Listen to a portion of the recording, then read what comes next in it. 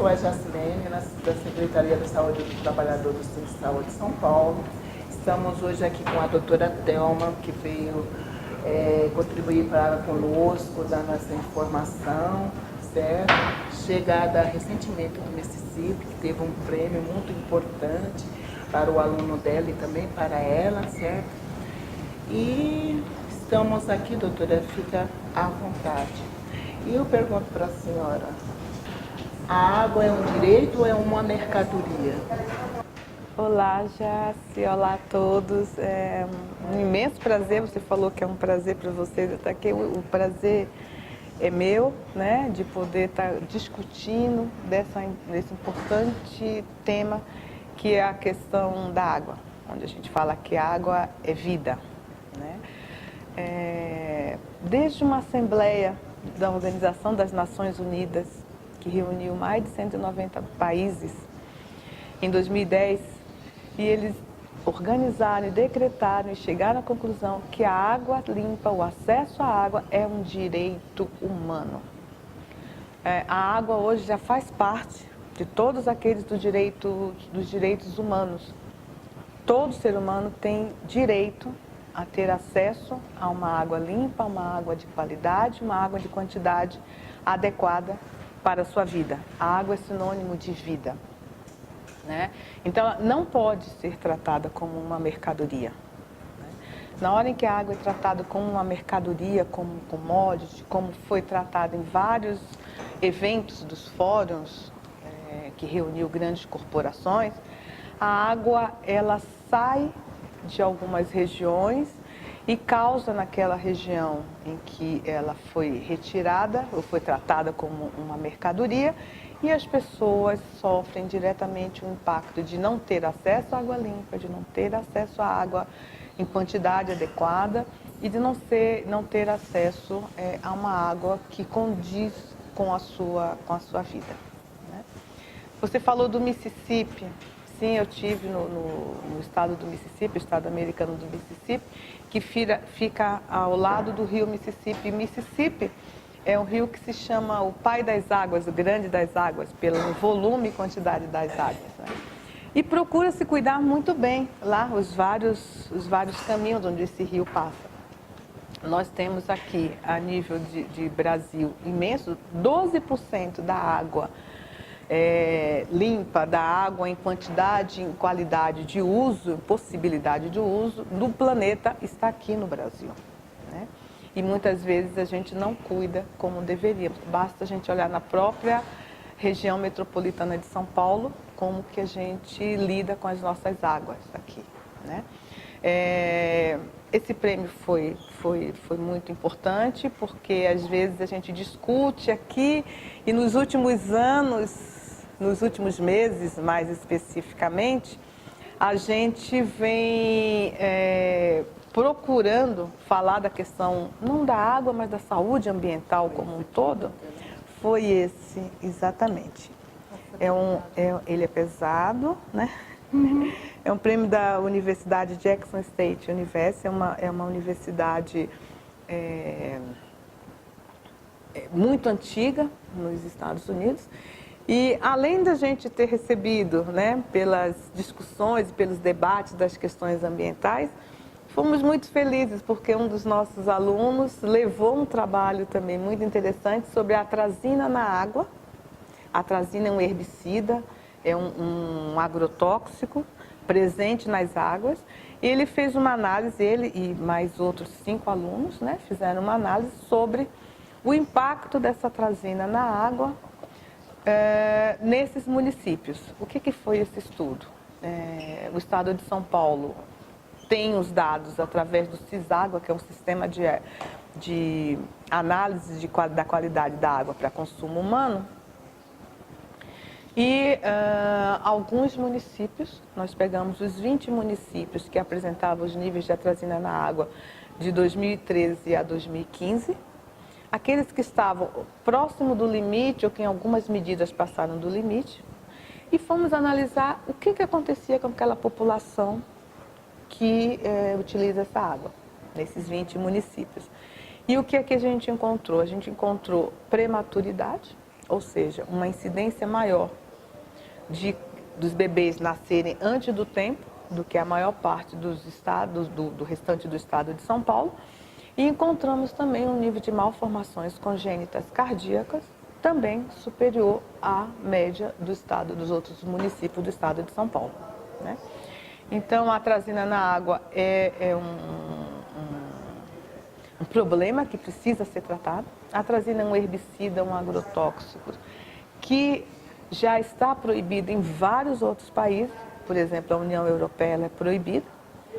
E a gente utiliza aqui, né, muito. Grandes toneladas, né? Grandes toneladas.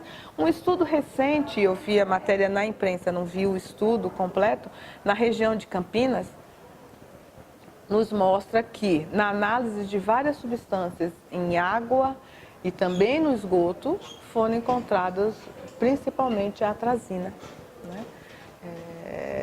Nesses municípios dessa região.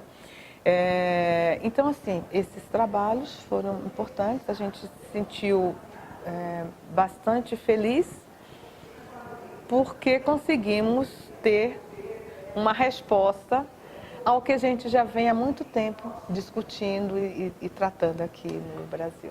Então, doutora Thelma, mas no caso isso é as águas que estão soltas, porque a água mineral, ela não passa por esse processo. Passa, eu bebendo água mineral, eu não posso ser contaminada. Pois é, uma boa parte das pessoas acredita nisso e acaba migrando de utilizar uma água de torneira, por exemplo, para buscar uma água engarrafada, né? O que a gente observa, os estudos observam, é o seguinte: a água engarrafada, apesar de no Brasil e em vários outros locais ter uma legislação específica com relação a isso, isso não é seguido, não é rotina, né?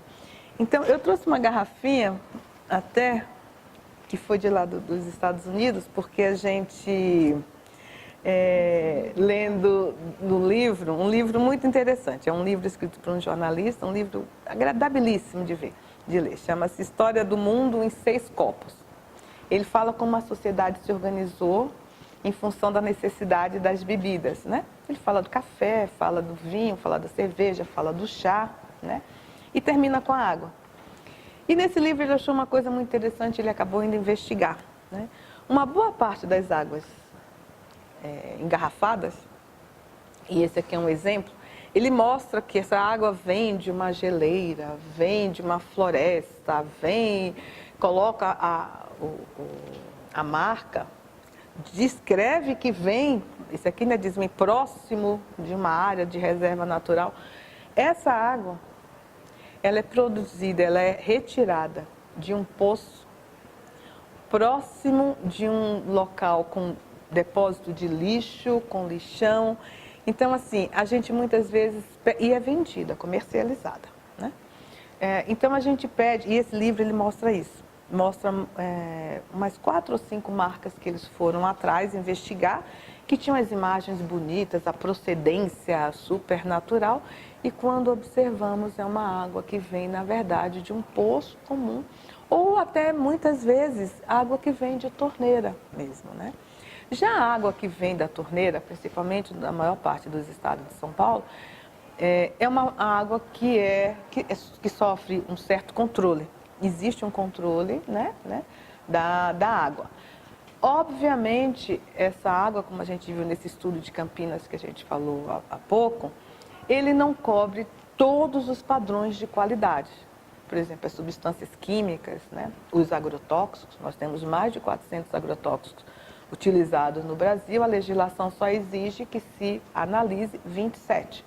Então, tem uma boa parte de substâncias químicas e de agrotóxicos que estão presentes pela questão do comércio, do uso industrial, e que não estão presentes na legislação. Mas, mesmo não tendo essa legislação, essa amplitude dessas análises, a gente sabe que o controle da água, que a gente abre a torneira da água das operadoras, é uma água que sofre um critério de acompanhamento, que é muito mais criterioso do que a gente ir atrás de uma água engarrafada, que não tem muitas vezes nenhum controle. Muitas vezes até essas águas elas sofrem aditivo de outros nutrientes, de sais minerais, que podem muitas vezes ser até prejudicial à saúde. Se você toma rotineiramente, né? Eu estou vendo até ali, né? Você compra água rotineiramente de uma fonte, que ela é rica em sódio, ou ela é rica em potássio, ou rica em outro mineral, você pode, de uma certa maneira, no decorrer do ano, só usando aquele tipo de água, vir a ter alguma alteração de saúde. Então, não recomendamos o uso da água. No dia 22 foi o dia mundial, né? Sobre a água, né, doutora? Sim.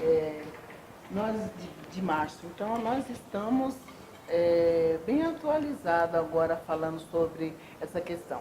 E a senhora falando também dessa questão da água, aqui dentro do Centro de Saúde de São Paulo, me chamou a atenção uma certa vez que a água que os meninos estavam tomando, que era engarrafada, ela tinha muito sal. Me chamou a atenção porque quando eu tomava água, aí a gente que são hipertensos tem a sensibilidade do sal. A minha pressão de outros diretores aqui começou a se elevar. E nós trocamos, realmente. Tinha uma quantidade muito grande de sódio. Isso é muito importante, essa observação.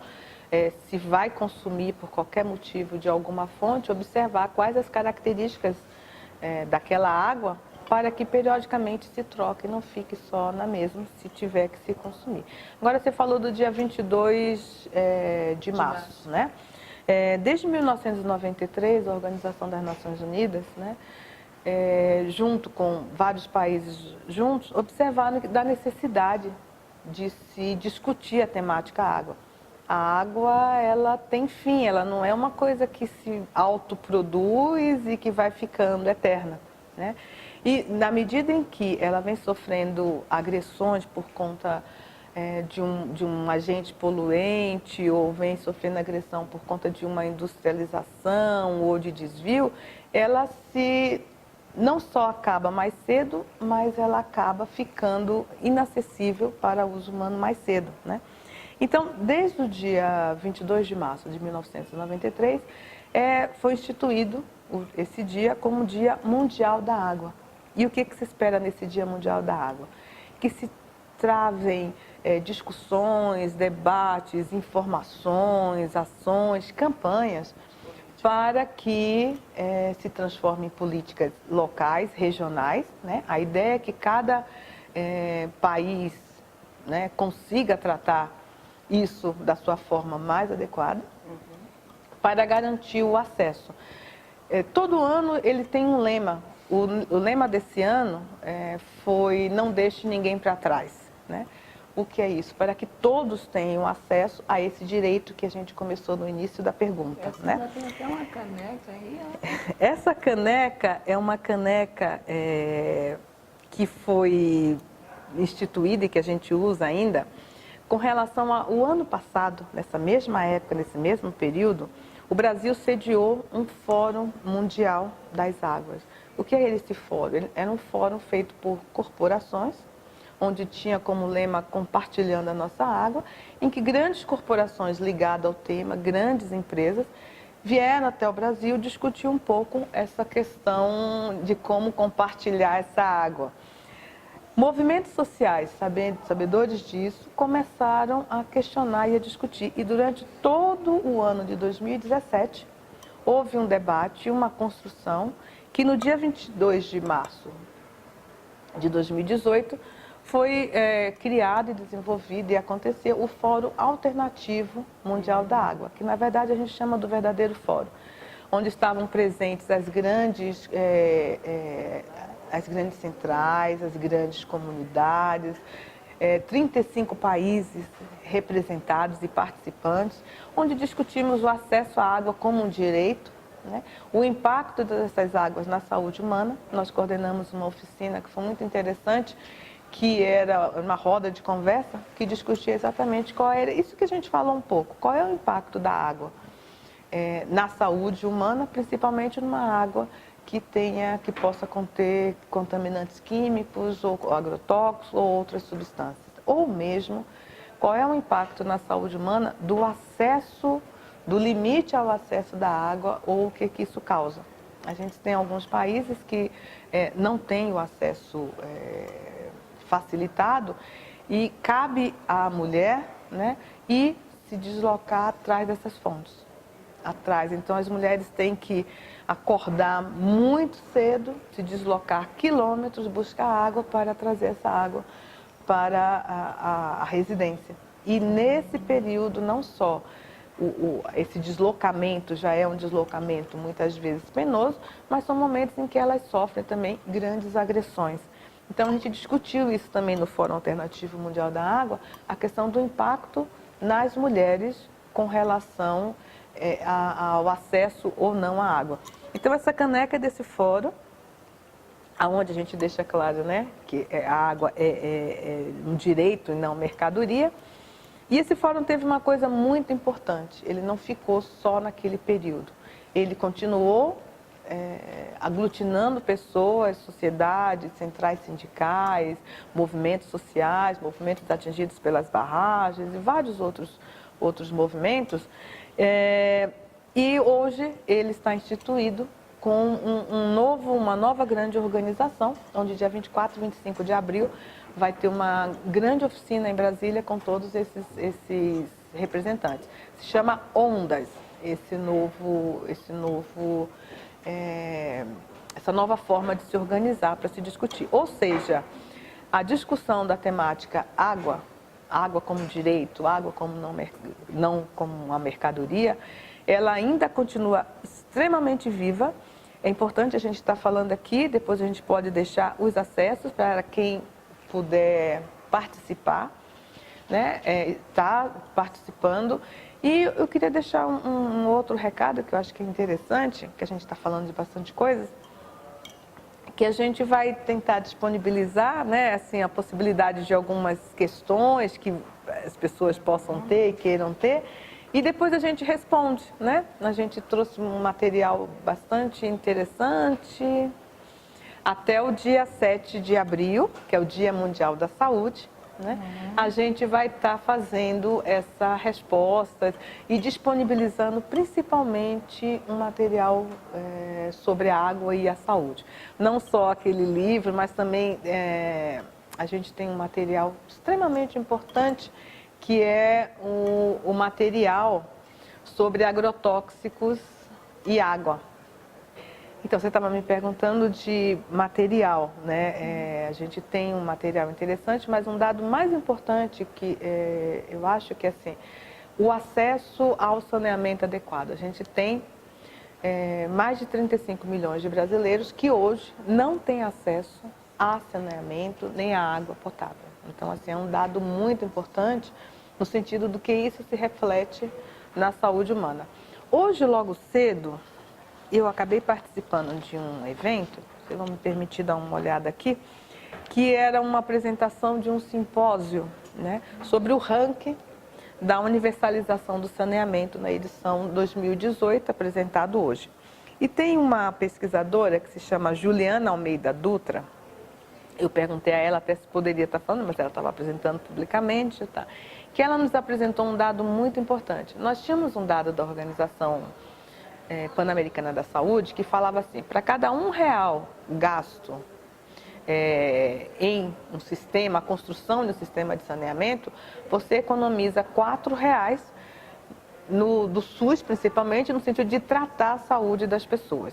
Esse dado ele foi feito calculando assim, quantas pessoas internam por alguma daqueles problemas maiores de saúde gerado pelo saneamento, né? As diarreias, né, de uma maneira geral, são as principais causadoras disso. Ela fez uma pesquisa junto com essa associação, a Associação Brasileira de Engenharia Sanitária, e ela apresentou um dado que eu achei extremamente interessante, e eu pedi para ela para depois estar disponibilizando, que na verdade esse dado não é um dado tão real, porque você pega só quem foi hospitalizado. Eles fizeram uma pesquisa em que eles analisam outros indicadores de saúde. E eles chegaram à conclusão que, com a faixa etária, por exemplo, de 0 a 18 anos, para cada R$1 você economiza 3. Porque é uma população que ainda tem umas boas respostas na população jovem à saúde, não está trabalhando de uma certa maneira, não precisa se ausentar ao trabalho. Na faixa de 18 a 60 anos, para cada R$1, você economizaria R$11. Por que esses R$11? Porque é uma população que, quando se ausenta por algum problema de saúde, ele deixa de produzir, né? Ele reflete também na outra, é alguém que está já coordenando a casa, né? Muitas vezes quem cuida financeiramente da casa, então esse reflexo já é maior. Para os maiores de 60 anos, ela apresentou como dado, para cada um, R$9. Então, assim, são dados bem diferentes daqueles que a gente vinha trabalhando durante todos esses anos de 1 para 4, né? Então, eu espero que esses dados fiquem disponíveis um pouco mais para a gente poder trabalhar de uma maneira maior e melhor esses dados, né? Mas a gente tem uma informação muito importante que você me pergunta, que eu queria, que era a questão do impacto na água relacionada aos agrotóxicos.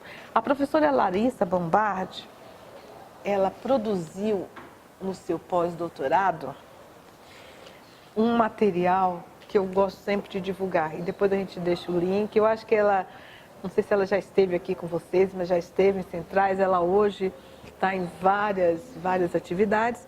Ela fez um ato que se chama Geografia do Uso de Agrotóxicos no Brasil e Conexões com a União Europeia. O que ela fez isso aqui? Ela levantou todos os dados com relação ao agrotóxico e com relação aos dados de saúde e transformou isso e mostra isso para a gente em mapas. Então, o que é interessante? A gente consegue visualizar, enxergar, que muitas vezes a gente lê, olha, mas não consegue, de uma certa maneira, incorporar isso. Quando a gente visualiza através do mapa, a gente vê, eu falei, opa, nossa, o que é isso aqui, né? Quantas mortes por agrotóxicos a gente teve? Então, dá para a gente ver. E aonde elas estão exatamente, né? Então, ela conseguiu mostrar isso. Então, um material extremamente importante e que, quando a gente chega na parte da água, ela nos mostra, depois eu deixo esse material, que eu acho que vale a pena, ela faz uma comparação da nossa legislação com a legislação europeia. Não sei se nós brasileiros somos muito mais resistentes, mas, por exemplo, a atrazina, que a gente falou, na água que está presente, foi encontrado no estudo na região de Campinas, esses nossos alunos mostraram, a nossa legislação, quando comparada com a legislação da União Europeia, permite 20 vezes mais a presença de atrazina na água do que da União Europeia. Quando a gente fala da malationa, que é utilizado pelo povo aqui desse nosso sindicato, na União Europeia, o nível permitido é de 0,1 micrograma por litro. No Brasil, nós não temos limites estabelecidos. Então, esses dados daqui nos ajudam a enxergar bastante. Tem um dado interessante também, que é o dado do glifosato. O que é o glifosato? O glifosato é o agrotóxico mais consumido do Brasil. Há mais de 10 anos, o Brasil é o maior consumidor de agrotóxicos no planeta. E vem numa onda de crescendo. E esse agrotóxico mais consumido é o glifosato, que já é caracterizado como possível cancerígeno para o humano. E o que acontece? A União Europeia permite, na sua legislação, até 0,1 micrograma por litro, que é esse pequenininho aqui. O Brasil permite, na sua legislação, hoje em vigor, né, 500 microgramas por litro, que significa 5.000 vezes maior. Então, esse gráfico dela é muito interessante, porque ela coloca até na medida proporcional, né? O final de dezembro de 2018, o Ministério da Saúde publicou pela primeira vez um dado interessante, onde ele pega esse glifosato e ele analisa quais são os impactos, quais o número de pessoas intoxicadas por eles. E é um dado interessante porque até então a gente encontrava dados somente com relação à intoxicação por agrotóxico aguda ou um acidente. não exatamente com o glifosato. E hoje a gente já tem até um desses dados. Então esse é um dos grandes materiais que a gente gosta de estar lidando, mas tem outros. Esse daqui é da Maud Barlow. Maud Barlow foi uma das convidadas nossa para o Fórum Alternativo Mundial da Água, mas infelizmente ela não pôde estar participando. E Água Futura Azul é um material que ela demonstra e relata que a água pode e tem como ser tratada como um direito humano, não necessariamente como uma mercadoria. É um grande exemplo. E ela cita exemplos de vários países dos cuidados que foram feitos com relação à tratativa da água, para que a água não sofresse, não causasse um impacto na saúde humana, facilitando até a gente discutir a questão do direito humano. Esse daqui é um atlas simples, é da Folha de São Paulo, foi um atlas antigo, mas ele é muito interessante porque eu acho que nos orienta na hora que a gente quer olhar assim, o que é a água, né? Assim, sem até a gente entrar nos grandes conceitos dos princípios filosóficos, mas eu quero saber como é que está a Atlas. Então esse Atlas, ele mostra qual é o impacto da água. Ele tem um capítulozinho, uma folha, água e saúde. E ele mostra em pequenos mapinhas mesmo como é que está a água no mundo, né? Onde a gente encontra água com problemas não só de aumentando a quantidade de vetores, mas ela mostra também a questão do saneamento, isso a nível mundial, né? E aí faz um aspecto da água suja mata e mostra quantas mortes acontecem no mundo relacionada a uma água suja, de uma maneira geral, né? A água como fonte de doenças, e aí ela relaciona até substâncias químicas, né? Tem países, estados, regiões que a própria característica do solo é rico em arsênico, rico em alguns minerais que, de certa maneira, fazem, quando ingerido em quantidade, trazem problema de saúde, fazem mal à saúde. Então, ele coloca até como fonte de saúde contaminações. E interessante, eu estou fazendo uma propaganda da Folha aqui, mas assim, eu acho que é muito legal, né? Porque você consegue rapidinho ter uma informação. Mas, assim, existem muitos estudos sobre água, né? Na página do Fórum Alternativo Mundial da Água mesmo, do FAMA, que a gente vai estar deixando, a gente tem vários estudos, várias análises, vários documentos que servem para debate. Embaixo eu vou colocar todos os links para vocês, tá? Eu acho que todos os links que são pertinentes. Sim, sim. Como se fosse um sumário, assim, para quem se interessar por essa área. Até... Isso, a ideia era essa. Só agradecer a doutora. Eu estou até com uma cola aqui, porque essa mulher é uma biblioteca fantástica. Sou fãzona da senhora, fico muito orgulhosa. Meu Deus, doutora, que bom. sinceramente. A doutora Thelma de Cássia dos Santos, né, que é médica pós-graduada, né, em medicina preventiva e social, especialização em medicina do trabalho e outras coisas que vai estar nesse vídeo lá embaixo. O nosso companheiro aqui, Roberto, estará colocando todas as informações que for necessária. Doutora, muito obrigada pela ter doado esse material muito importante, certo? Principalmente na situação que nós estamos, porque sem água ninguém vive, né? Então, a Secretaria da Saúde do Trabalhador esperou a senhora vindo do Mississippi, depois foi para Salvador também, por causa daquele trabalho lindo, maravilhoso que está lá dentro, né? Que o governo está querendo acabar com tudo mesmo de informação, né? E daí, no outro momento, a gente entra e conversa sobre isso. E agradecer, fica à vontade. Certo? E a casa está aberta, doutora. Obrigada, muito obrigada. Eu posso falar uma coisinha que eu acho que é aquilo que eu falei que é importante, que é a questão da notificação. Assim, a gente precisa conhecer problemas de saúde que as pessoas possam ter relacionados ou ao agrotóxico ou até a própria água. E muitas vezes quem faz o diagnóstico e tal é um profissional de saúde, é um médico, e às vezes isso não é feito, essa relação. Eu não vou falar tudo isso não.